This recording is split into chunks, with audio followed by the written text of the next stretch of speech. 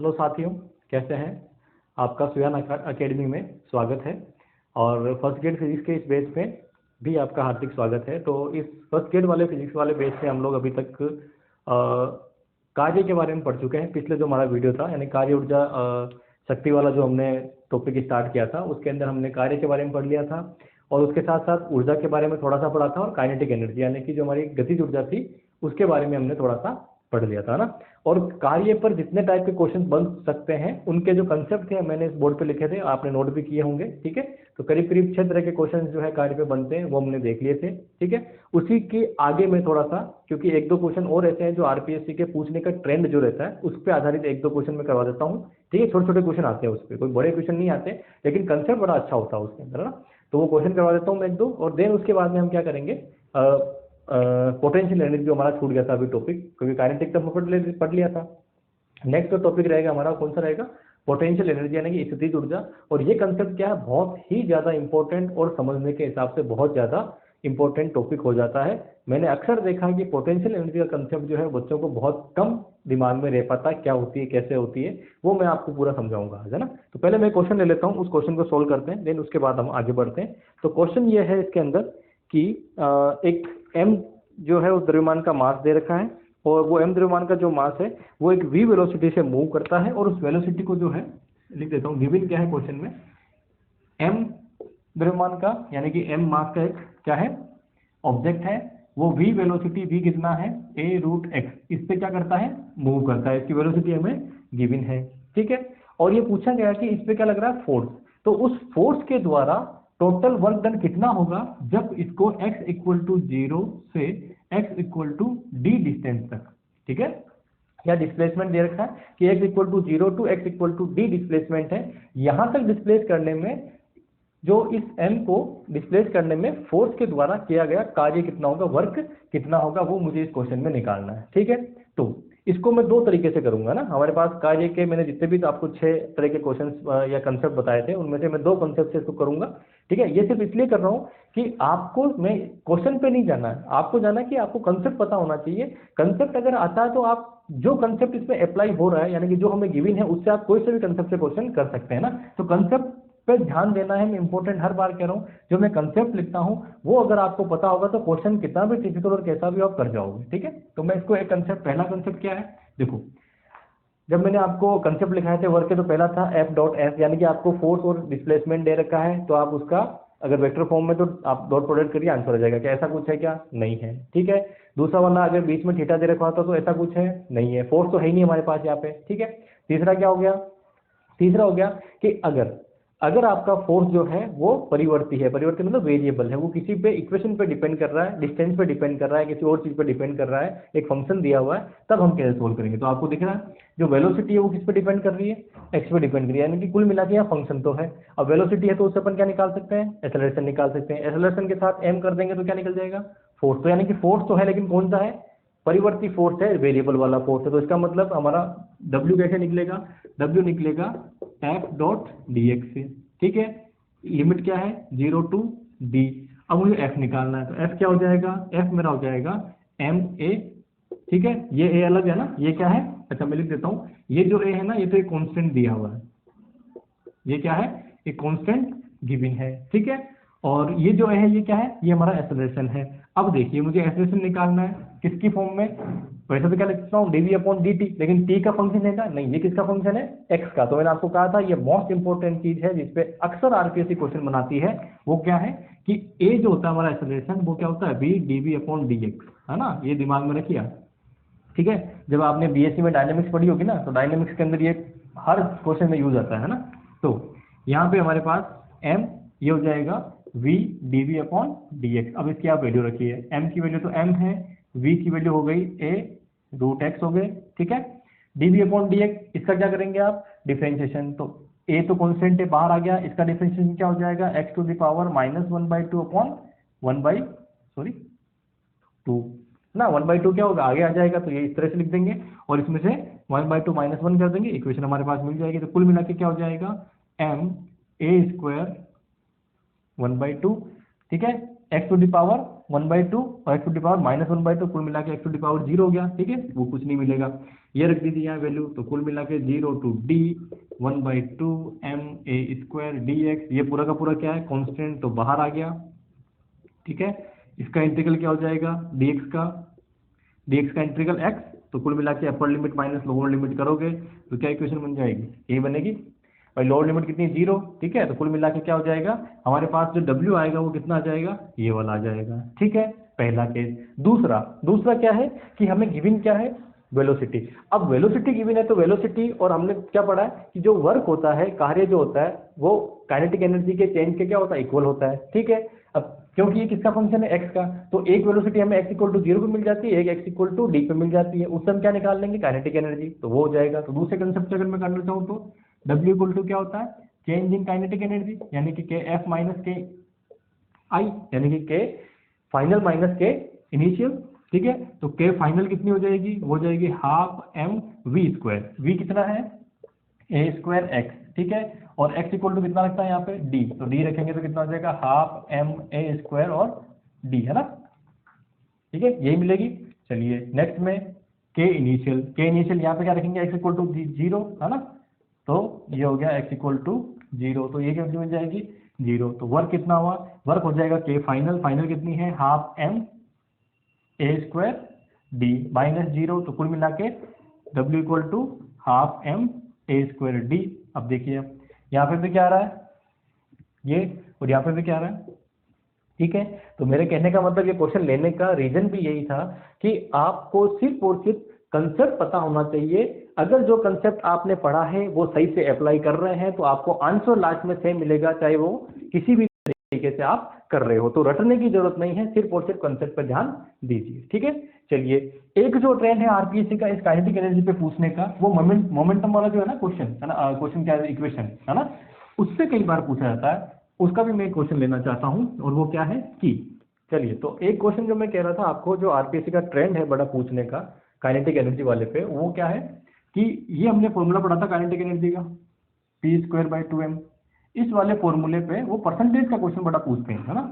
और वो क्या पूछते हैं कि जैसे एक क्वेश्चन में ले लेता हूं कि ये क्या आ जाता है कि काइनेटिक एनर्जी को 300% बढ़ा दिया, क्या कर दिया, काइनेटिक एनर्जी को 300% इंक्रीज कर दिया, तो जो मोमेंटम है उसमें कितना प्रतिशत इंक्रीज होगा, है ना, मोमेंटम में कितना प्रतिशत है जो इंक्रीज होगा, यानी कि काइनेटिक एनर्जी कितना इंक्रीज किया, 300%, है ना।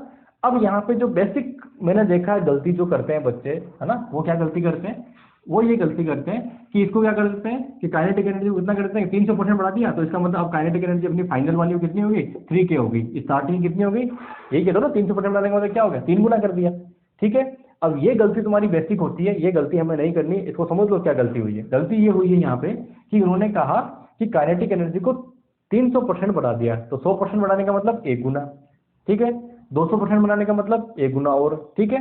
तो इसका मतलब क्या है, आपके पास ओरिजिनल पहले कितनी है, k है ना, फिर उसमें क्या करते हो, 100% बढ़ाने का मतलब 1k, 200% में 2k, 300% में 3k, टोटल मिला कितना हो गया, समझ रहे हो, क्योंकि ऑलरेडी आपके पास पहले तो एक काइनेटिक एनर्जी थी, अब उसको 3 गुना और बढ़ाया, तो इसका मतलब इसमें 3k और जोड़े, तो कुल मिला के कितना हुआ, वो 4k हुआ, ये दिमाग में रखना। 200% का कहेंगे तो इसका मतलब क्या हुआ, 3k होगा, टोटल मिला के अब कितनी हो जाएगी, क्योंकि 200 बढ़ा दी है तो एक पहले भी तो थी, तो कुल मिला के ये चीज, ये गलती एक बेसिक होती है, और इसके बाद फिर हम कंसेप्ट पे चलते हैं, ये गलती नहीं करनी है, दिमाग में रखना, है ना। तो कुल मिला के ये क्वेश्चन है, तो इस क्वेश्चन को सोल्व कैसे करेंगे, तो जो चीज बढ़ा दी गई है तो इसका मतलब पूछा क्या है, मोमेंटम, तो पहले मोमेंटम फाइंड आउट करो। तो इस इक्वेशन से मोमेंटम कितना आ जाएगा कि मैं मान लीजिए मोमेंटम अगर इनिशियल मानता हूं तो वो कितना हो गया, ये क्या है, ये तब है जब काइनेटिक एनर्जी कितनी है, k है ना। अब काइनेटिक एनर्जी में जो इंक्रीज हुआ, यानी ये क्या है, इंक्रीज को दे रहे हैं। अब काइनेटिक एनर्जी इंक्रीज हुई तो कितनी इंक्रीज हो गई, 4 गुना हो गई, है ना, कितनी हो गई, 4 गुना हो गई ना। 300% का मतलब क्या है, 300% का मतलब है जो आपके पहले k थी, अब वो k से कितनी हो गई, 4k हो गई, है ना। इसका मतलब क्या, ये हो गई, तो p फाइनल निकालूंगा तो कितना हो जाएगा, 2m, अब कितने हो गया, 4k का रूट, ठीक है। तो इसको बाहर लूंगा तो कितना हो गया, ठीक है, क्या लिख सकता हूं, 2pi, ठीक है। अब मुझे क्या निकालना है, चेंज इन मोमेंटम, तो पूछा क्या है कि मोमेंटम में कितना परसेंट का चेंज हुआ है ना, तो चेंज इन मोमेंटम निकालना। तो चेंज इन मोमेंटम ये हो गया p final minus p initial, p final कितना है 2 pi, इनिशियल कितना है pi, तो कुल मिला के क्या मिला pi। ठीक है, अब प्रतिशत निकालना है, तो प्रतिशत कैसे निकालूंगा, तो delta p upon P I into 100, तो डेल्टा p कितना है pi upon P I into 100, तो कुल मिला के क्या हुआ, ये हो गया 100%, ये 1 आ गया ना। ठीक है, तो कितना हुआ 100%, तो इसका मतलब क्या है, मोमेंटम में जो चेंज हुआ डेल्टा p जो परसेंटेज में आया वो कितना आ गया, वो आ गया 100%। मोमेंटम क्या हो गया, चेंज हो गया। जैसे ही मोमेंटम 100% चेंज हुआ, यानी काइनेटिक एनर्जी जैसे ही आपने 300% परिवर्तित की, मोमेंटम कितना हो गया 100% चेंज हो गया। ठीक है, ये हमारा जो है क्वेश्चन इस तरह से सोल्व किया जाता है, और ये क्वेश्चन कितना इजी है, लेकिन बहुत सारे एग्जाम्स में 90% लोग इस क्वेश्चन को गलत करके आते हैं। ठीक है, और गलत करके आते हैं, वो उसका रीजन सीधा सीधा मैंने जब बताया ना, बस ये वाला है, उससे वो गड़बड़ कर जाते हैं। ठीक है, चलिए, कोई प्रॉब्लम नहीं होनी चाहिए ना। देखो, जब भी क्वेश्चन सोल्व करो तो जिसको हमें निकालना है उसको एक तरफ कर लो, बाकी दूसरा हो गया। अब क्या कुछ कुछ कुछ गलती ये भी करते हैं, क्या गलती करते हैं कि यहीं पे इसको कर देते हैं कि जब हमारी के फाइनल हो जाएगी, या वो कितनी हो जाएगी 4k, तो ये क्या कर दिया इसको 4p²/m, और इससे p निकालने की कोशिश करते हैं, तो गलत हो जाता है। वो नहीं करना हमने को ना, पहले p निकालो, क्योंकि गिवन क्या है, एनर्जी गिवन है, तो जो गिवन है उसको एक तरफ करो, और जो निकालना है उसको दूसरी तरफ करो, देन उसके बाद उसमें चेंजेस करके इक्वेशन फाइंड आउट कर लो। ठीक है, तो ये क्वेश्चन था जो भी आपको कई बार पूछा जाता है। ठीक है, तो ये 2 क्वेश्चन मैं कराने थे जो मैंने करा दिए। अब मैं चलता हूँ सीधा सीधा हमारे पोटेंशियल एनर्जी वाले कंसेप्ट पे। ठीक है, किस पे चलते हैं, पोटेंशियल एनर्जी वाले कंसेप्ट पे चलते हैं। ठीक है, तो उसके लिए मैं कॉन्सेप्ट जो है वो याद रख देता हूँ। ये हमारा कंसेप्ट हो गया, और टॉपिक हमारा क्या हो जाएगा, पोटेंशियल एनर्जी,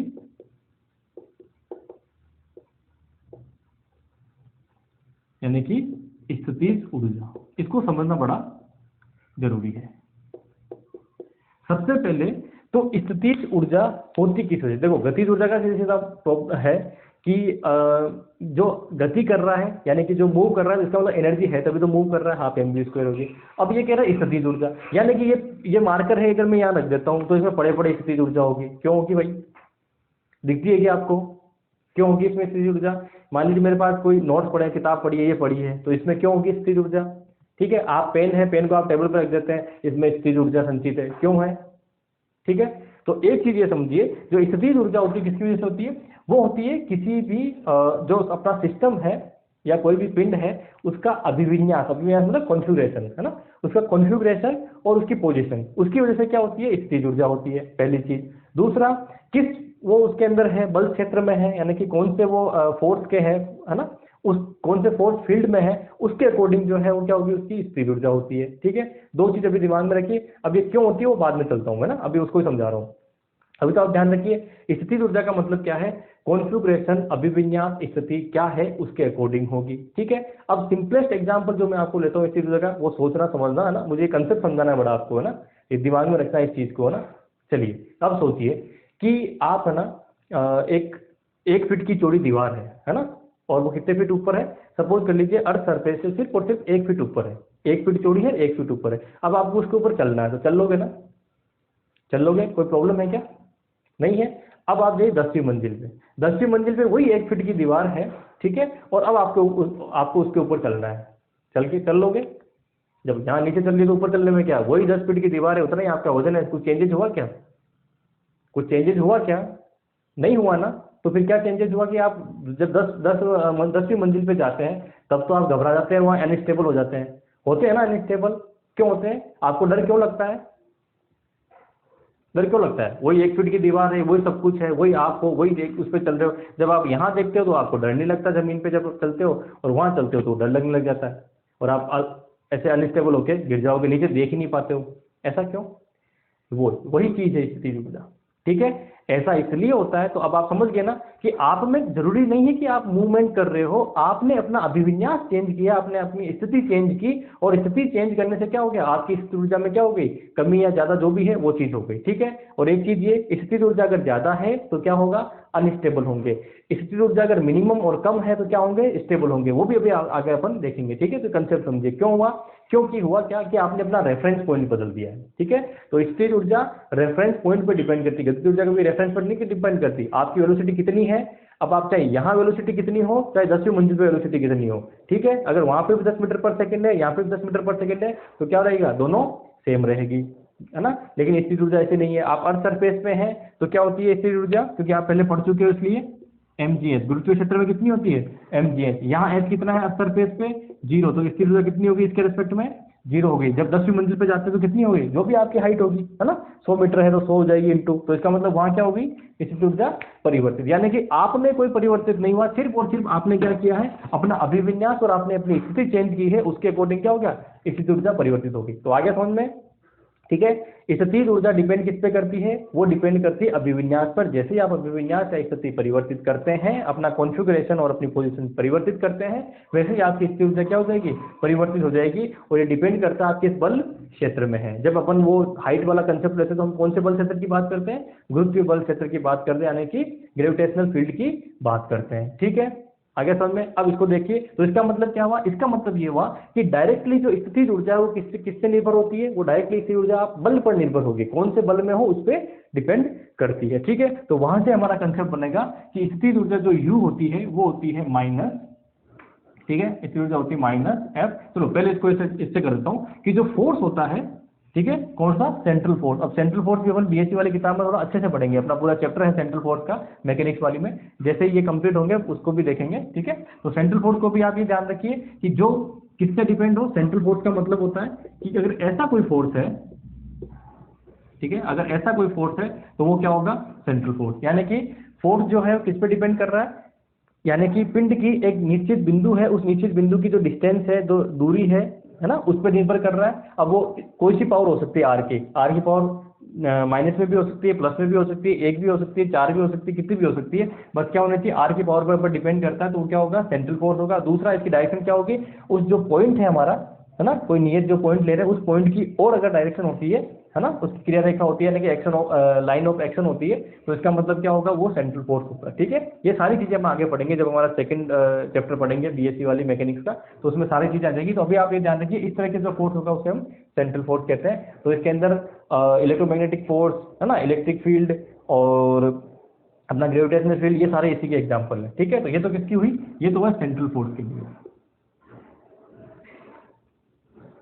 ठीक है। अब आते हैं कि ये जो सेंट्रल फोर्स होता है ये किस तरह से डिफाइन करते हैं इसको करते हैं हम ग्रेड यू से। यू क्या है हमारी, यू है हमारी पोटेंशियल एनर्जी।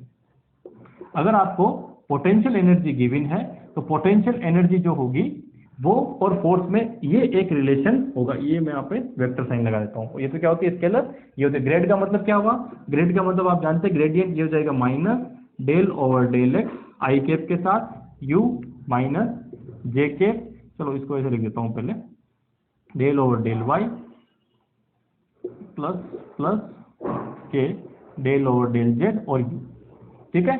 जब आप इसको अंदर मल्टीप्लाई करोगे यू आ जाएगा, ये मैं आगे नहीं कर रहा, बस आप ध्यान रखिए इस तरह से। अगर वन डायमेंशन की बात करेंगे, किसकी बात करेंगे, 1D की अगर बात करेंगे तो फोर्स डायरेक्टली क्या हो जाएगा, ये हो जाएगा minus del you over del X हो जाएगा, या del you over del Y हो जाएगा, del you over del Z, जो भी आप जिस डायरेक्शन की बात करेंगे उसके अकॉर्डिंग हो जाएगा, ठीक है। तो यहाँ से ये चीज समझ में आ गई। अब इसको मैं आगे बढ़ाता हूँ कंसेप्ट को, और वो क्या कर देता हूँ कि डेल यू बराबर क्या हो गया माइनस डेल एक्स, ठीक है।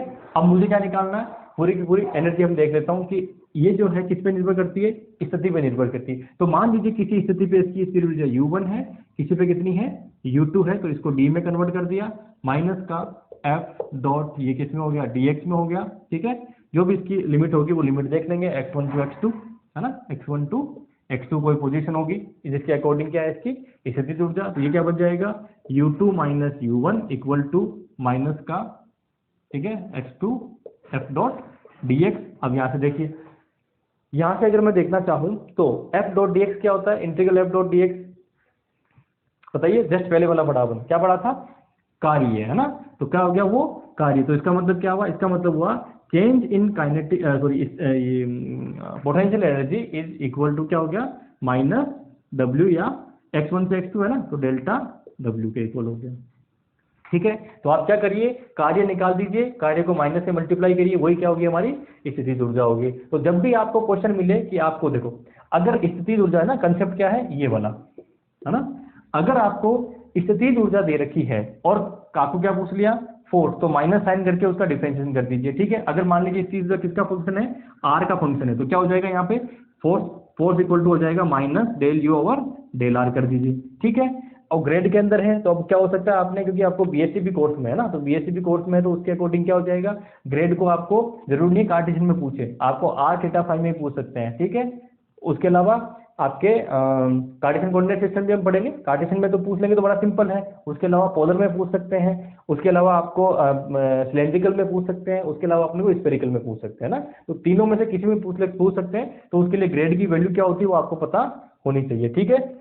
जब मैं इलेक्ट्रोमैग्नेटिक स्टार्ट करूंगा आपके, तो क्योंकि मैं 11 12 और बीएससी दोनों साथ ही स्टार्ट करूंगा, तो जब इलेक्ट्रोमैग्नेटिक और बीएससी स्टार्ट करूंगा तो पहले आपको वेक्टर की जो चीजें हैं ना ये सारी पढ़ा दूंगा, उससे क्या होगा, सारी चीजें आपकी क्लियर हो जाएगी। अभी टेंशन मत लो, आप सब चीज पढ़ेंगे, अपन कुछ भी नहीं छोड़ने वाले हैं, ठीक है। तो आपको ध्यान क्या रखना है, अभी तक तो आप ये ध्यान रखो कि आपको कार्टेशियन के अंदर ये चीज पता होनी चाहिए, और आर आ जाए तो आर की इस तरह से अपन निकाल लेते हैं ना। तो ये क्या होगी मेरी स्थिति। अब मान लीजिए आपको फोर्स दे दिया और स्थिति ऊर्जा नहीं दी, तो क्या करेंगे, तो आप इस वाले फॉर्मूले से निकाल लेंगे, ठीक है।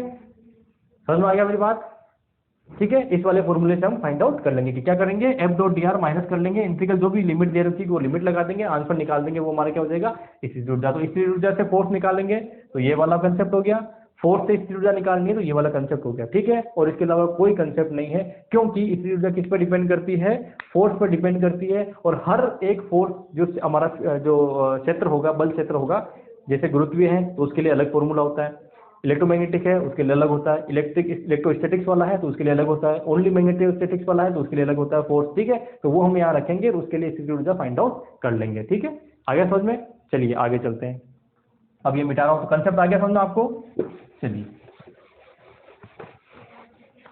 स्थिति ऊर्जा का कंसेप्ट हमारे समझ में आ चुका है, और वो क्या है कि फोर्स दिया है तो कैसे निकालेंगे, और स्थिति ऊर्जा देखी तो फोर्स कैसे निकालेंगे, दूसरा कार्य की फॉर्म में है तो कार्य निकाल देंगे माइनस साइन से, तो वो क्या हो जाएगा, स्थिति ऊर्जा हो जाएगी, ठीक है। ये सारे कंसेप्ट यहाँ पे क्लियर हो गए हैं, ठीक है। चलिए अब कुछ स्पेशल केसेस होंगे, इनकी स्थिति ऊर्जा देखेंगे। उससे पहले मैं एक चीज और लेना चाहूंगा, वो क्या लेना चाहूंगा, वो ये लेना चाहूंगा कि गुरुत्वीय क्षेत्र में अगर जाते हैं हम, है ना, कुछ एक दो चीजें मैं लिख देता हूँ स्पेशल केस के लिए। अगर मैं गुरुत्वीय क्षेत्र की बात करता हूँ तो ये मान लीजिए अर्थ सरफेस है, इससे मैं क्या कर रहा हूँ, h ऊंचाई पे हूँ, और m द्रव्यमान की क्या है, ये कोई वस्तु है ना, m द्रव्यमान की क्या है, कोई वस्तु है। तो उस वस्तु के लिए स्थिति ऊर्जा कितनी होगी, तो यह कितनी होगी, यहाँ से यहाँ तक, यहाँ से अगर मैं u देखूंगा तो वो होती है mgh होती है, कितनी होती है, mgh होती है। अब मैं ये निकालूंगा नहीं, क्योंकि आप निकाल सकते हो, फोर्स कितना होगा उसके लिए mg, ठीक है।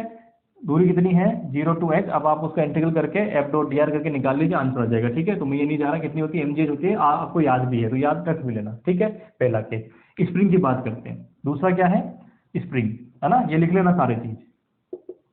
स्प्रिंग की जब स्थिति ऊर्जा की बात करें, क्योंकि देखो मैंने अभी थोड़ी देर पहले आपको बताया भी था, है ना, थोड़ी देर पहले, मतलब कि जो हमने घर्षण वाले चैप्टर में पढ़ा था ना, घर्षण से पहले वाला जो चैप्टर था, है ना, उसके अंदर मैंने आपको पढ़ाया था कि स्प्रिंग जो होती है उसका जो फोर्स होता है ना, कि सपोज कर लीजिए इसकी क्या नेचुरल लेंथ है, अब इस स्प्रिंग को दबाते नहीं है ना, तो कंप्रेस करते हैं तो कैसा ऐसा है ना।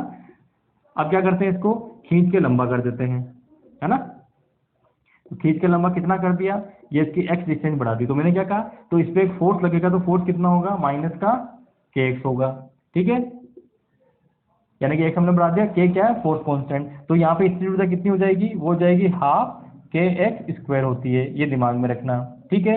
अब निकालोगे कैसे, उसी फॉर्मूले से, यू निकालना तो क्या करोगे, minus F dot D x कर लीजिए, आंसर निकाल दीजिए, अपने आप सॉल्यूशन हो जाएगा, करके देख लेना, यही आंसर आएगा, ठीक है। बड़ा सिंपल सा है, के कांस्टेंट है, माइनस से माइनस कैंसिल आउट हो गया, है ना, मल्टीप्लाई हो गया, प्लस हो गया, ठीक है। एक्स का अगर आप डिफरेंशिएशन इंटीग्रल करोगे तो क्या हो जाएगा, एक्स स्क्वायर बाई 2, तो इक्वेशन ये बन जाएगी, ठीक है। तो एक चीज आपको ये पता होनी चाहिए, ठीक है।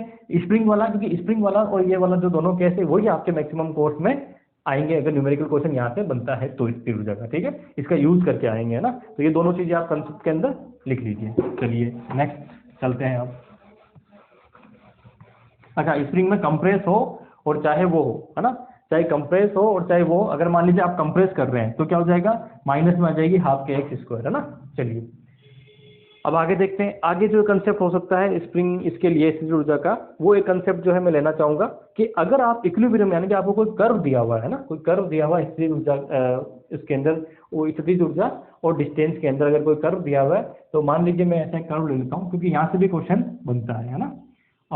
ये सपोज कर लीजिए कुछ ऐसा कर्व है ना, नॉर्मली हम यही लेते हैं, जिसको अपन बीएससी की अगर आप सेकंड बुक जो हमारी है ना, वेव ऑन ऑसिलेशन, उसका फर्स्ट चैप्टर का पहला ही टॉपिक हम देखें तो वो कौन सा होता है, ये वाला ही होता है, विभव कूप जिसको बोलते हैं ना, पोटेंशियल वेल जो बोलते हैं ना, वो वाला टॉपिक है, वहाँ और देख लेंगे। पहले यहाँ देखिए, अगर मान लीजिए एक्स और यू में ये ग्राफ दे रखा है ना, तो एक्स और यू में ग्राफ दे रखा है, तो इसके देखिए आप ये पॉइंट ये पॉइंट ये पॉइंट इनकी बात करते हैं ना। तो अब इसकी मैं करूं तो इसका मतलब क्या है, u किसका फंक्शन है, u जो है वो x का फंक्शन है।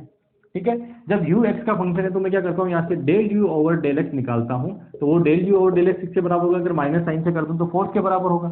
ठीक है, ये किसके बराबर होगा, फोर्स के बराबर होगा। अब एक चीज देखें यहाँ पे कि माइनस, एक बार लगा देता हूँ, minus del you over del X, ये किसके बराबर है, ये फोर्स के बराबर, जो भी जस्ट मैंने आपको थोड़ी देर पहले पढ़ाया था ना, बताया था। अब देखिए ये क्या है, u का फर्स्ट डिफरेंशिएशन, और अगर ये जीरो के बराबर हो, मान लीजिए कि इस ग्राफ में del you over del X जो है वो किसके बराबर है, जीरो के बराबर है। ठीक है, तो जीरो के बराबर होने का मतलब क्या हुआ, इसका मतलब ये क्या है, del you over del X क्या होगा, स्लोप होगा। मैंने आपको बताया था ना, ये दे रखा अपन डिफरेंशिएशन करते हैं, ये क्या होता है, स्लोप। स्लोप का मतलब क्या होता है, टेन थीटा। ठीक है, तो थीटा बराबर जीरो कब होता है, टेन थीटा बराबर जब थीटा बराबर कितना हो, 0 डिग्री। 0 डिग्री का मतलब क्या है, यानी कि हर एक वो पॉइंट, हर एक वो स्पर्श रेखा इस ग्राफ के ऊपर, ठीक है, जहां पर थीटा बराबर कितना हो, 0। तो देखिए अगर मैं यहाँ पे एक स्पर्श रेखा खींचता हूँ सबसे नीचे वाले पॉइंट पे इस तरह से, तो वो क्या होगी, क्या होगी, थीटा कितना बन रहा है, थीटा का मतलब एक्स एक्सिस पे, एक्स एक्सिस एंगल कितना है इसका, 0। इस वाले पॉइंट पे भी कितना है, 0। इस वाले पॉइंट पे भी कितना है, 0। यानी कि सबसे मिनिमम और सबसे मैक्सिमम वाला जो पॉइंट होगा, सबसे मिनिमम और सबसे मैक्सिमम वाला पॉइंट जिसका कि क्या हो, x बराबर 0 यानी कि स्लोप बराबर 0 हो, तो इसका मतलब यहाँ पे फोर्स कितना हो गया, ये हो गया फोर्स इक्वल टू 0। यानी कि यहाँ फोर्स इक्वल टू कितना है, 0। यहाँ पे फोर्स इक्वल टू कितना है, 0। यहाँ पे फोर्स इक्वल टू कितना है, 0। तो ये जो फोर्स इक्वल टू 0 है, इसे हम क्या बोलते हैं, इक्विलिब्रियम पॉइंट। क्या बोलते हैं,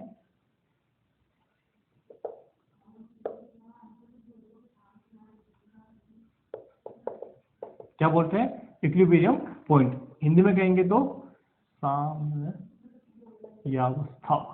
ठीक है, क्या कहेंगे, इक्विलिब्रियम पॉइंट यानी कि साम्य अवस्था। समझ में आया कि नहीं आया, फिर से देख लीजिए मैं क्या कहना चाह रहा हूं, मैं ये कहना चाह रहा हूं कि अगर हमें कोई ग्राफ दिया हुआ है या कोई फंक्शन दिया हुआ है, किसका, स्पीड ऊर्जा का कोई फंक्शन दिया हुआ है, उस फंक्शन का अपन फर्स्ट डेरिवेटिव करते हैं, और वो फर्स्ट डेरिवेटिव अगर किसके बराबर है, 0 के बराबर है, तो इसका मतलब क्या हुआ, इसका मतलब ये हुआ कि उस पॉइंट के ऊपर फोर्स कितना होगा, 0। और 0 होने का मतलब क्या है, ये क्या है, एक ग्राफ के अंदर स्लोप होता है ना, जब कब पढ़ाया था मैंने, जब आप काइनेमेटिक्स में जाएंगे, तो काइनेमेटिक्स में जाएंगे तो मैंने ये सब चीजें पढ़ाई थी, आपको याद हो तो, है ना।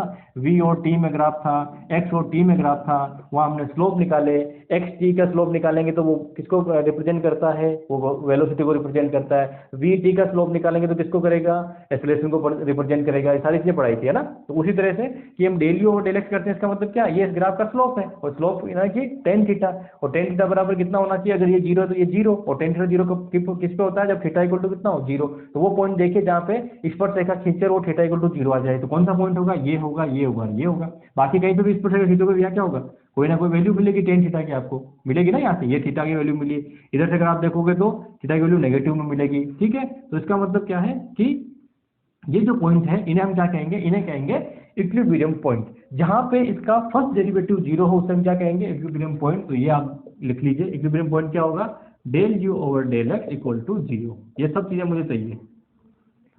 ठीक है, अब जैसे ही मैं इक्वल टू 0 करूंगा तो मुझे क्या मिलेगा, यहाँ कोई ना कोई वैल्यू मिलेगी, है ना। जैसे ही मैं इसका कोई फंक्शन दे रखा होगा, उसको 0 करूंगा, 0 करते ही मुझे क्या मिलेगा, x इक्वल टू, जैसे सपोज कर लीजिए है x इक्वल टू a मिला, x इक्वल टू b मिला, x इक्वल टू कितना मिला, c मिला। तो ये a b c ये जो पॉइंट मुझे मिलेंगे इसके अकॉर्डिंग, मान लीजिए मुझे क्या मिला, a मिला पॉइंट, है ना। a की बात करता हूँ मैं इसी पॉइंट की, तो मुझे क्या मिला, a वाला पॉइंट मिला। ठीक है, और क्या हो सकता है, b मिलेगा, c मिलेगा, इसके अकॉर्डिंग x की वैल्यू। ठीक है, जब इसको 0 करके सोल्व करूंगा तो ये मुझे क्या मिल जाएगी। तो ये जो पॉइंट होंगे, ये कौन से होंगे, ये होंगे इक्विलिब्रियम पॉइंट, यानी कि साम्य अवस्था के बिंदु मिल जाएंगे। ठीक है, अब आता हूं नेक्स्ट।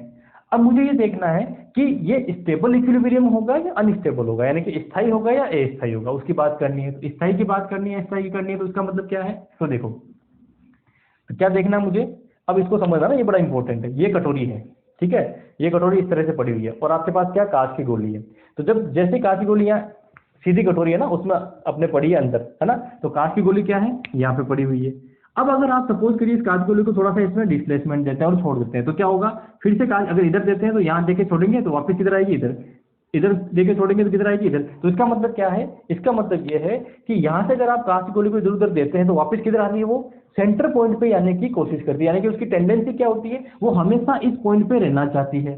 ठीक है, हो गया दूसरा। अब कटोरी को आप उल्टा रख दीजिए, उल्टा रख के अब कांच की गोली को ऊपर रख दी एकदम सेंटर में, तो आपको क्या रहेगी, एक बार तो स्टेबल हो। अब हल्का सा जैसे उसको डिस्प्लेसमेंट देंगे तो क्या होगा, कांच की गोली को अगर जैसे यहाँ से डिस्प्लेसमेंट देंगे, या तो वो इधर डिस्प्लेसमेंट इधर चल जाएगी या इधर चल जाएगी, वो कभी भी क्या है, उसकी टेंडेंसी वापस ऊपर आने की रहेगी क्या, कभी ऐसा हो उल्टी कटोरी पे आपने कांच की गोली रखी, आपने उसको यहाँ से हिलाया, वापस वहीं आ गई, अपने आप आती है क्या, नहीं आती ना। तो इसका मतलब क्या हुआ, इसका मतलब है कि ये इक्विलिब्रियम पॉइंट तो है, लेकिन ये कौन सा है, अनस्टेबल है। अनस्टेबल क्यों है, तो जैसे ही आप इससे हल्का डिस्प्लेसमेंट देते हो क्या होती है, उस पॉइंट को छोड़ने की टेंडेंसी रखती है। यहाँ क्या है, ये कौन सा स्टेबल इक्विलिब्रियम है, क्यों है, क्योंकि जैसे ही आप इसको हल्का सा डिस्प्लेसमेंट देते हैं वापस क्या होती है, ये यही आने की टेंडेंसी रखती है, यानी कि ये स्थायी है, वो वहां स्टेबल रहना चाहती है, वो स्टेबल पॉइंट है, इसलिए वो क्या रहती है, इसी पे रहना चाहती है। ठीक है, तो इसका मतलब इस ग्राफ में ये कौन सा पॉइंट हुआ, मैक्सिमा हुआ या मिनिमा हुआ, ये कौन सा पॉइंट है इस ग्राफ में, मिनिमा हुआ, है ना, कौन सा हुआ, मिनिमा हुआ। ये पॉइंट कौन सा हुआ, ये हुआ मैक्सिमा। तो इसका मतलब क्या करें, इस ग्राफ के अंदर मैं मिनिमा और मैक्सिमा निकाल लेता हूं। जो मैक्सिमा वाला पॉइंट होगा वो क्या होगा, वो होगा मेरे पास अनस्टेबल, क्या होगा, अनस्टेबल। और जो मिनिमम वाला पॉइंट होगा वो क्या होगा, वो होगा स्टेबल। ठीक है, तो यहाँ से दो चीज डिफाइन करेंगे, इक्विलिब्रियम तो है दोनों ही, लेकिन एक स्टेबल इक्विलिब्रियम होगा और एक अनस्टेबल होगा। ठीक है, तो क्या करूंगा मैं, अब इसका दो बार डिफरेंशिएशन करूंगा, यानी कि सेकंड डेरिवेटिव निकालूंगा। ठीक है, और ये सेकंड डेरिवेटिव, ठीक है, अगर ये second derivative x equal to जो भी है, x इक्वल टू अगर मैं a रखता हूं, तो a रखता हूं तो मुझे क्या मिलेगा, ये मिलेगा मुझे ग्रेटर देन 0। ठीक है, अगर ये ग्रेटर देन 0 मिलता है तो इसका मतलब क्या हुआ, अगर ग्रेटर देन 0 मिलता है इसका मतलब क्या है, x इक्वल टू a जो है वो क्या होगा, मिनिमा होगा। ये तो निकालते हो, मैथ पढ़ी है ना, मैथ में मैक्सिमम मिनिमा निकालते क्या करते हैं कि सेकंड डेरिवेटिव अगर 0 से बड़ा आता है तो इसका मतलब वो क्या होगा, मिनिमा। और अगर सेकंड डेरिवेटिव 0 से छोटा आता है, यानी कि नेगेटिव आता है, तो इसका मतलब वो क्या होगा, x इक्वल टू जो भी, जैसे b वाला पॉइंट है तो x इक्वल टू b क्या होगा, मैक्सिमा। तो जो मैक्सिमा होगा वो क्या होगा, अनस्टेबल इक्विलिब्रियम। ठीक है, जो ये होगा ये क्या होगा, स्टेबल इक्विलिब्रियम, यानी कि स्थायी साम्य अवस्था और अस्थायी साम्य अवस्था। अब मुझे बताओ कोई कंफ्यूजन है क्या यहाँ से, क्योंकि यहाँ से क्वेश्चन बनने के चांसेस 101% रहेंगे। ठीक है, पोटेंशियल एनर्जी में यहां से क्वेश्चन बनने के चांसेस 101% रहेंगे। ठीक है, पहले क्या होती है, जो भी आपको इक्वेशन दे रखी है उसका फर्स्ट डेरिवेटिव निकालिए। पहले डेरिवेटिव को किसके बराबर कर दीजिए, 0 के बराबर कर दीजिए। जैसे ही फर्स्ट डेरिवेटिव को 0 के बराबर करेंगे तो आपको क्या मिलेगी, x की कुछ वैल्यू मिलेंगी। वो जो वैल्यू मिलेंगी उसके लिए मुझे क्या निकालना है ना, उसके लिए मुझे क्या निकालना है, स्टेबल और अनस्टेबल इक्विलिब्रियम पॉइंट निकालना है। ठीक है, मैंने इस ग्राफ के अकॉर्डिंग बताया ना, क्या निकालना है, सेकंड डेरिवेटिव निकालोगे। सेकंड डेरिवेटिव में जो आपने फर्स्ट डेरिवेटिव वाले थे यहाँ से जो वैल्यू निकाली है उस वैल्यू को रखिए। रखने पे अगर वो 0 से बड़ा आ रहा है तो इसका मतलब क्या होगा, 0 से बड़ा आ रहा है इसका मतलब क्या होगा, मिनिमा होगा। मिनिमा होने का मतलब स्टेबल इक्विलिब्रियम पॉइंट होगा। ठीक है, अगर ये 0 से छोटा आ रहा है यानी कि नेगेटिव आ रहा है इसका मतलब क्या होगा, मैक्सिमा होगा। मैक्सिमा होगा इसका मतलब क्या होगा, वो अनस्टेबल इक्विलिब्रियम होगा। ठीक है, सारे कंसेप्ट लिख लीजिए जो भी आपको लिखना है। ठीक है, उसके बाद मैं आगे यहाँ से बढ़ता हूँ। किसी कोई कंफ्यूजन है तो अभी बता दीजिए, कोई कंफ्यूजन नहीं होना चाहिए। ठीक है, चलिए अब आते हैं नेक्स्ट पॉइंट पे। और नेक्स्ट पॉइंट हमारा क्या है, नेक्स्ट पॉइंट ये है कि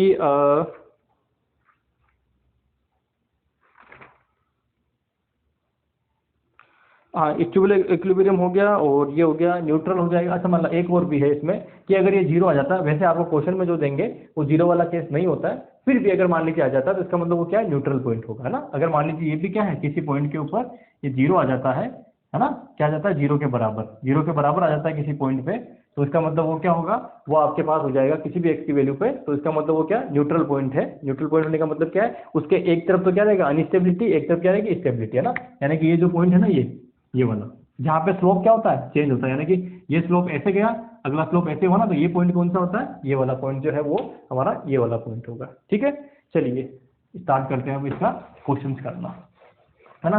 पोटेंशियल एनर्जी में जो मुझे बताना था वो सारी चीजें मैं आपको बता चुका हूँ, कंसेप्ट आपने लिख ही लिए होंगे। समझना बड़ा इंपॉर्टेंट है, लिखना इंपॉर्टेंट नहीं है ना। लिखने के लिए आप क्या कर सकते हो, जब आप देख रहे हो वीडियो तो वीडियो को पूरा देखिए, किताब को कॉपी को साइड में रख के, देन उसके बाद जब मैं मिटाने लगूँ तो आप फिर से बैक जाके पॉज करिए, पॉज करके फिर पूरा लिख लीजिए ना। तो आपको क्या होगा, समझने में दिक्कत नहीं है। समझना बड़ा इंपॉर्टेंट है, क्योंकि मैं आपको क्या बता रहा हूँ यहाँ, सिर्फ कंसेप्ट बता रहा हूँ, ठीक है। कंसेप्ट समझ में आ गया तो आप कोई सा भी क्वेश्चन कर जाएंगे अप्लाई आप उस कंसेप्ट को करके। और अगर आप सिर्फ क्वेश्चन पे ध्यान दोगे कि सर ने क्वेश्चन कैसे किया है, कैसे किया नहीं, हमें क्या करना है, कंसेप्ट समझना और ये देखना कि कंसेप्ट को कैसे अप्लाई करना है, बस वो इंपॉर्टेंट है ना। चलिए, तो अब मैं नेक्स्ट इसका टॉपिक देख लेता हूँ। तो नेक्स्ट टॉपिक क्या है, कुछ क्वेश्चन देख लेते हैं ना, क्योंकि हमारा टॉपिक तो लगभग कंप्लीट हो ही गया। अच्छा, एक टॉपिक और है ना, वो क्या है, एनर्जी कंजर्वेशन लॉ। तो क्योंकि उसका हम यूज करेंगे, तो एनर्जी कंजर्वेशन लॉ क्या होता है, बड़ा सिंपल सा होता है। एनर्जी कंजर्वेशन लॉ क्या होता है कि लिख देता हूँ पहले, एनर्जी कंजर्वेशन लो, आपको पता है कोई बड़ी बात नहीं है, ये सब पढ़ के आए हो एनर्जी कंजर्वेशन लो को। एनर्जी कंजर्वेशन लो क्या होता है, एनर्जी कंजर्वेशन लो ये कहता है कि कोई भी सिस्टम है ना, कोई भी सिस्टम, तो उसकी जो एनर्जी होती है उस सिस्टम की, टोटल एनर्जी, एनर्जी का मतलब टोटल एनर्जी, उसमें काइनेटिक और पोटेंशियल दोनों आ गई, ठीक है। वो टोटल मिला के जो एनर्जी होती है वो क्या होती है, कंजर्व रहती है, वो कभी भी चेंज नहीं होती है, बस सिर्फ क्या होता है, काइनेटिक पोटेंशियल, पोटेंशियल काइनेटिक में बदल जाती है, ये होता है उसके अंदर, ठीक है। या दूसरे शब्दों में कहते हैं, पूरे वर्ल्ड के लिए, अगर यूनिवर्स के लिए कहना चाहें तो ये कह सकते हैं कि एनर्जी कैनॉट बी क्रिएटेड और कैनॉट बी डिस्ट्रॉय, है ना। या कह सकते हैं नाइदर डिस्ट्रॉय और नाइदर और नॉर क्रिएट, है ना। ये चीज हो गई हमारे, यानी कि ऊर्जा को न तो उत्पन्न किया जा सकता है और न ही नष्ट किया जा सकता है, ठीक है। ये लैंग्वेज हमें कोई नहीं पूछने वाला, इस पर जाना ही नहीं है अपने को, ठीक है। और ये पता भी है, इसमें कोई बड़ी बात नहीं है। ये तो जो भी अगर ये क्वेश्चन आ भी जाता है तो मेरे ख्याल से कोई ऐसा बंदा नहीं होगा जो इस क्वेश्चन को गलत करेगा। अब जो करना है वो ये चीज है, वो मैं अभी बताता हूँ आपको, ठीक है। क्या ध्यान रखना है कि टोटल एनर्जी जो होती है वो क्या होती है, kinetic energy plus potential energy होती है, ठीक है। अब हम क्या कहना चाहते हैं कि अगर एनर्जी में चेंज होता है तो काइनेटिक एनर्जी पोटेंशियल दोनों में क्या होगा, चेंज, और ये चेंज कितना होगा, हमेशा जीरो। तो इसका मतलब क्या हुआ कि kinetic energy is equal to minus potential energy, यानी कि अगर काइनेटिक एनर्जी में पॉजिटिव चेंज होता है तो पोटेंशियल एनर्जी में क्या होगा, नेगेटिव, यानी कि ये बढ़ेगी तो ये कम हो जाएगी और ये कम होगी तो ये बढ़ जाएगी, ठीक है। यही चीज हम कहना चाहते हैं और इस क्वेश्चन में हम ध्यान देंगे, है ना, कि अगर कोई मोशन हो रहा है, उस मोशन के अंदर काइनेटिक एनर्जी बढ़ रही है तो इसका मतलब है अपने आप ही पोटेंशियल एनर्जी क्या हो रही है, कम हो रही है, जब तक कि बाहर से कोई एंटिटी नहीं हो एनर्जी देने वाली, ठीक है। अगर एनर्जी देने वाली बाहर से कोई एंटिटी नहीं है तो उस केस में क्या होगा, ये हमेशा क्या रहेगी, कंजर्व रहेगी, ठीक है। चलिए स्टार्ट करते हैं इसके क्वेश्चंस करना, उसके बाद हम आगे चलते हैं। लिख लेना जिसको लिखना है ना, हिंदी में लिखोगे तो क्या हो जाएगा कि ऊर्जा को न तो उत्पन्न किया जा सकता है, नहीं नष्ट किया जा सकता है। फिर मैकेनिकल एनर्जी कंजर्वेशन लॉ पे आओगे तो क्या लिख दोगे, सीधे से लिख दोगे कि जो किसी भी निकाय की कुल ऊर्जा हमेशा संरक्षित रहती है, और फिर आप ये लिख दोगे। इंग्लिश में लिखना चाहोगे तो क्या लिख दोगे एनर्जी कंजर्वेशन लॉ में कि energy can neither be created nor be destroy, ठीक है। ये हो गया। मैकेनिकल एनर्जी में जाओगे तो लिख दोगे total energy of total mechanical energy of A system is conserve, ठीक है। चलिए फिर उसके बाद ये लिख देना और उसका सॉल्यूशन मतलब आगे जो मैंने किया था वो वाली चीज आप लिख लेना, delta K equal to minus delta U, ठीक है। चलिए अब इसका क्वेश्चन मैं देखना चाहूंगा क्योंकि वो बड़े इंपॉर्टेंट होते हैं। तो आ जाते हैं एक दो क्वेश्चन पे। चलिए एक ये क्वेश्चन दे रखा है, ये बड़ा अच्छा क्वेश्चन है, इसकी बात करते हैं हम लोग। क्वेश्चन है the potential energy for the conservative force system is given by, ना। तो ये लिख देता हूं मैं, ये इसलिए कर रहा हूं मैं क्योंकि ये क्वेश्चन जो है वो आपको आने ही चाहिए। तो ये u मुझे दे रखा है, वो दे रखा है a x square minus X sorry B X, है ना, ये दे रखा है। और लिखा है वेयर a और b are constant find out the expression of force. एक तो फोर्स का एक्सप्रेशन निकालना है, equilibrium position and potential energy at equilibrium, है ना। तीन चीजें निकालनी है। पहले तो मुझे क्या निकालना है, पहले तो मुझे अब देखो कई बार क्वेश्चन में लिखा रहेगा इक्विलिब्रियम, तो इक्विलिब्रियम का मतलब है कि वो क्या है, नॉर्मली तो आपको कौन सा, अगर देखिए सिंगल पॉइंट है तो कोई प्रॉब्लम नहीं है, अगर डबल पॉइंट है तो आपको कौन सा निकालना, स्टेबल का पूछेगा मैक्सिमम, क्योंकि स्टेबल से ही मतलब होता है, अनस्टेबल से कोई ज्यादा मतलब नहीं होता अपने को, ठीक है। तो ये हमारे को दे रखा है। पहला क्या पूछा है, फोर्स।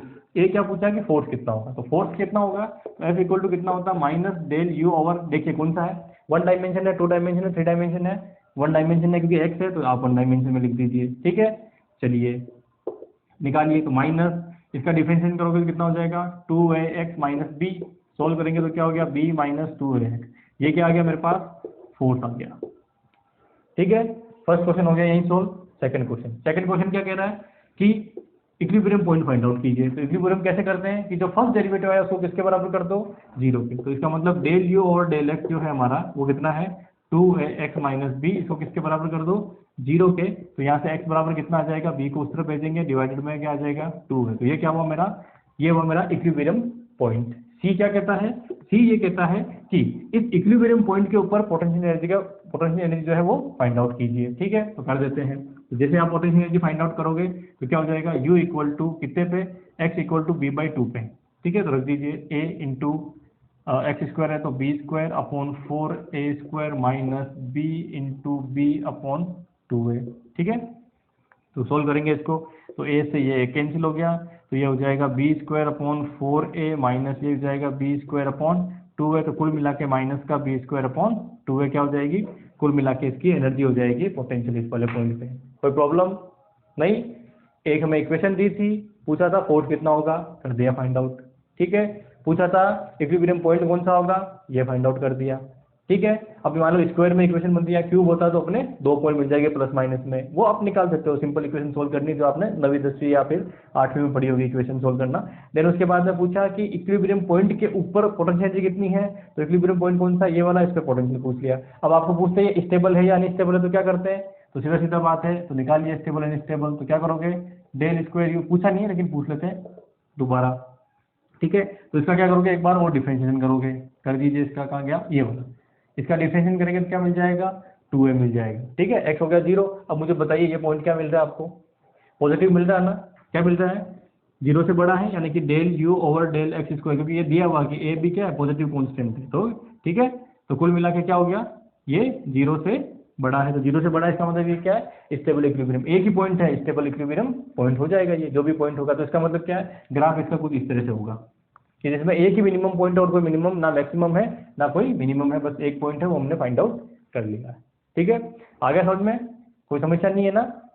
चलिए, इस तरह के आपको क्वेश्चन एग्जाम में आप देखिए 100% मिलेगा। एक क्वेश्चन इस स्टेबिलिटी पे पोटेंशियल एनर्जी के ऊपर इक्विलिब्रियम पॉइंट पे मिलेगा ही मिलेगा, कोई रोकने वाला नहीं है इसमें। ठीक है, चलिए अब मैं कुछ एग्जांपल और लेना चाहूंगा जो स्प्रिंग से रिलेटेड है ना, उसकी बात मैं करता हूं। अभी मैंने स्प्रिंग वाला केस आपके पास लिया था। ठीक है, चलिए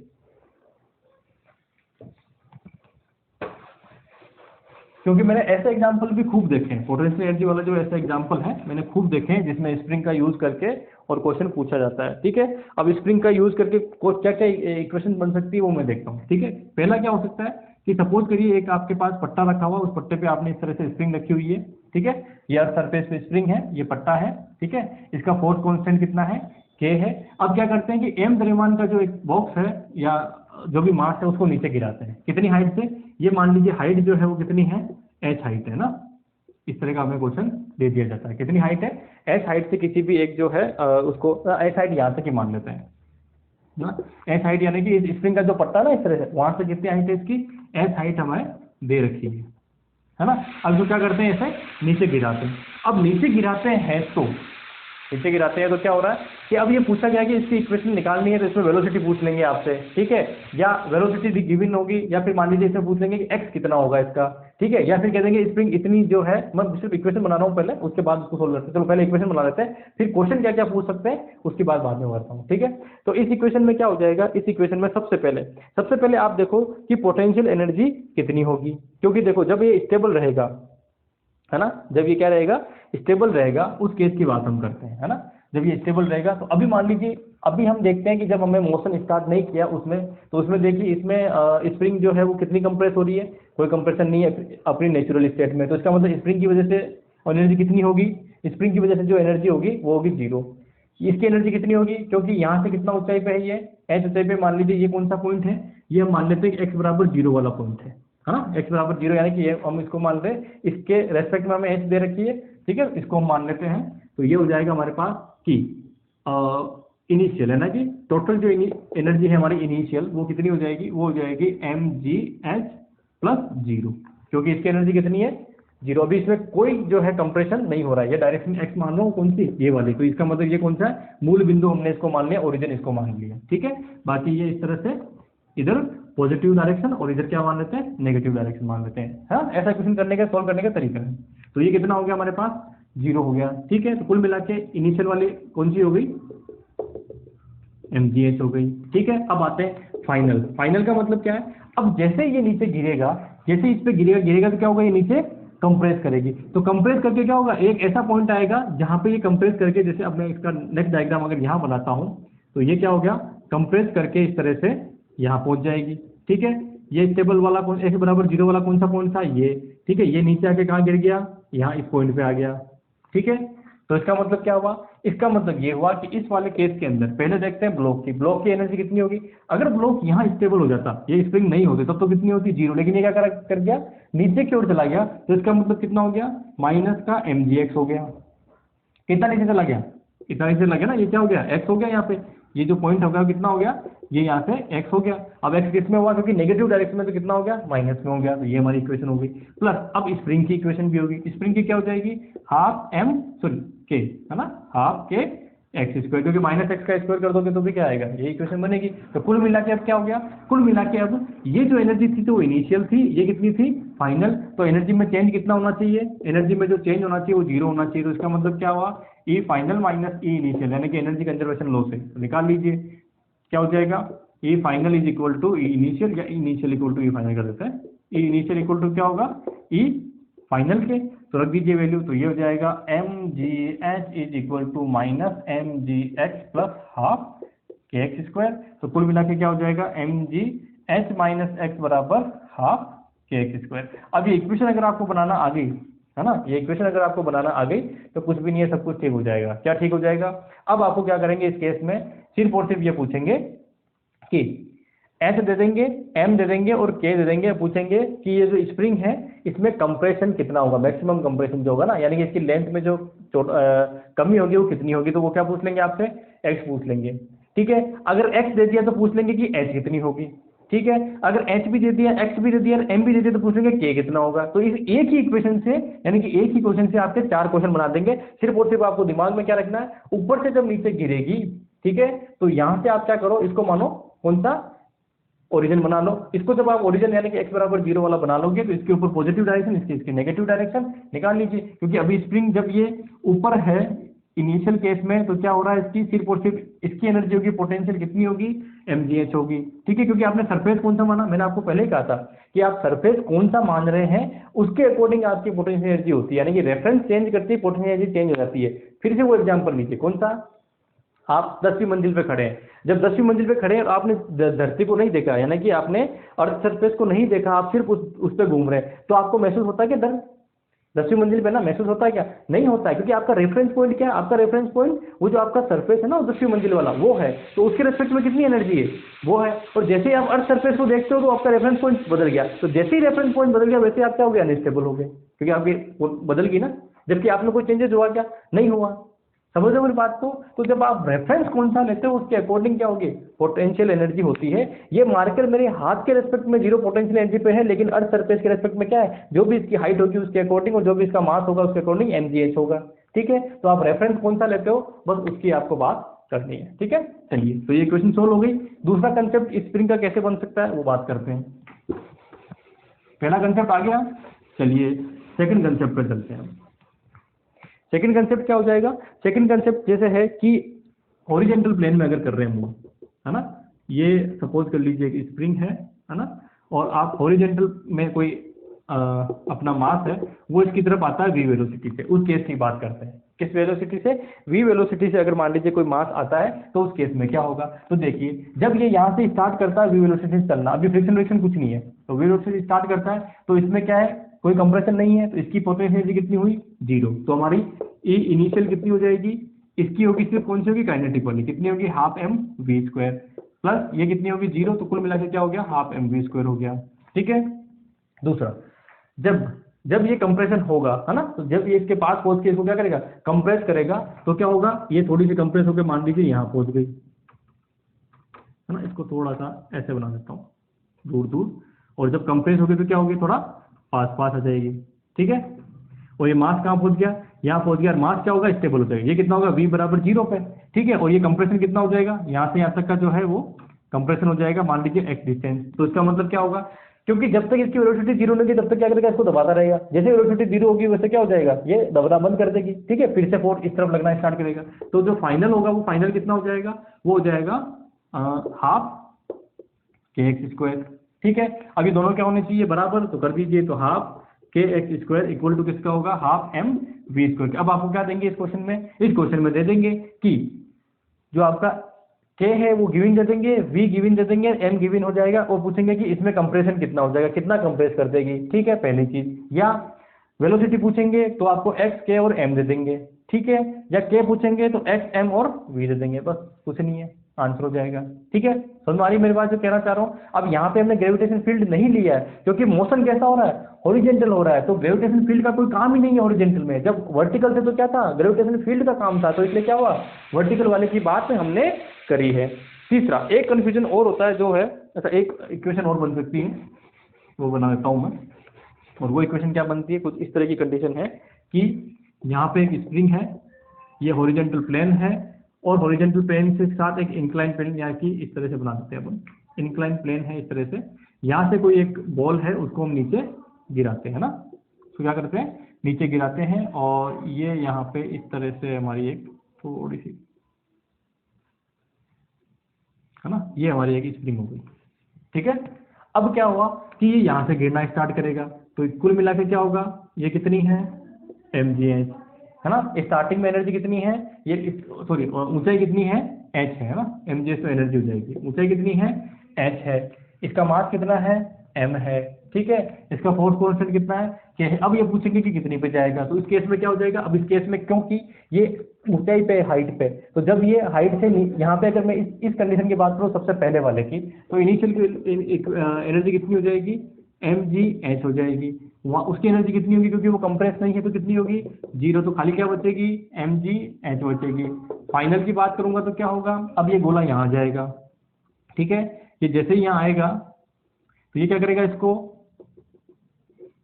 कंप्रेस कर देगा। ठीक है, कंप्रेस करने का मतलब क्या हुआ, ये इतना सा यहाँ पे x कंप्रेशन हो गया, तो जैसे ही कंप्रेशन हो गया तो इसका मतलब क्या हो गया, ये हो गया हाफ के एक्स स्क्वायर। अब ये कहाँ आ गया, अर्थ सरफेस पे आ गया, तो इसकी एनर्जी कितनी हुई, जीरो, कितनी हुई, जीरो, है ना। तो कुल मिला के फिर इसको सोल्व करोगे तो क्या हो जाएगा, half k x square equal to mgh। ठीक है, कोई प्रॉब्लम नहीं होनी चाहिए। तो कुल मिला के जो है हमने जितने भी ऐसे क्वेश्चन बन सकते थे वो सारे के सारे क्वेश्चन जो है वो देख लिए। ठीक है, अब क्योंकि मैंने न्यूमेरिकल नहीं करवाया अभी आपको, क्योंकि न्यूमेरिकल नहीं करवाऊंगा मैं, क्यों नहीं कराऊंगा, मुझे सिर्फ कंसेप्ट समझाना आपको, क्योंकि अगर मैं न्यूमेरिकल कराने बैठ गया तो 20 न्यूमेरिकल कराऊंगा तो ये मेरा जो क्लास है वो पूरी अपनी जो है 4-5 वीडियो लेक्चर तो उसी में बन जाएंगे। ठीक है, अब क्योंकि मैंने आपको सारे के सारे सिचुएशन जो है वो समझा दी है, तो उस सिचुएशन पे क्वेश्चन क्या बनता है वो आप आराम से निकाल सकते हैं। ठीक है, अब मैंने क्या कहा, अब इस क्वेश्चन पे मैं 4 क्वेश्चन बना दूंगा। क्या बना दूंगा, k दूंगा, x दूंगा, m दूंगा और h पूछ लूंगा। ठीक है, पूछ लिया, h दूंगा, m दूंगा और k दूंगा तो x पूछ लूंगा, और x देके x देके m देके n देके k पूछ लूंगा। तो मैं चारों क्वेश्चन एक ही चीज, एक ही इस कंडीशन में चारों क्वेश्चन पूछ सकता हूँ। आपको क्या पता होना चाहिए, ये चीज पता होनी चाहिए कि इनिशियल एनर्जी कितनी है, फाइनल कितनी है, सारे के सारे हमने केस जो है वो लगभग डिस्कस कर लिए हैं। ठीक है, मेरे हिसाब से और कोई केस इसका बचता नहीं है। ठीक है, अच्छा एक ग्राफ की बात करते हैं, है ना, कि ग्राफ में हो रहा तो कैसे करोगे, तो ग्राफ को आपको पता है, वर्क और इसमें ग्राफ बनाते हैं अपन, है ना। चलिए, तो अच्छा पावर रेगुलेट, चलिए अपना वीडियो वैसे टाइम कंप्लीट हो गया, तो मैं ऐसा करूंगा नेक्स्ट जो हमारा वीडियो होगा उसके अंदर अपन पावर पढ़ेंगे। ठीक है, क्योंकि लंबा ज़्यादा हो जाएगा वीडियो, 40-45 मिनट हो चुके हैं, तो अपन यही खत्म करते हैं इसको। ठीक है, नेक्स्ट वाले में मैं आपको 1-2 क्वेश्चन करवा दूंगा। ठीक है, आधे घंटे का वीडियो और बना लेंगे, तो उसमें एक क्वेश्चन करवा दूंगा, और देन उसके बाद में पावर वाला जो है वो कंसेप्ट हम उसमें ले लेंगे, तब वहाँ पे अपन और भी क्वेश्चन जो है वो कर लेंगे। ठीक है, तो आज के लिए इतना ही काफ़ी है। Thank you very much.